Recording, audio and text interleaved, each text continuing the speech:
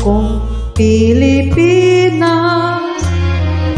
lupain ng ginto't bulaklak, pag-ibig na sa kanyang palad, nag-alay ng tandang dilag, at sa kanyang yumi at ganda, dayuhan ay nahalina.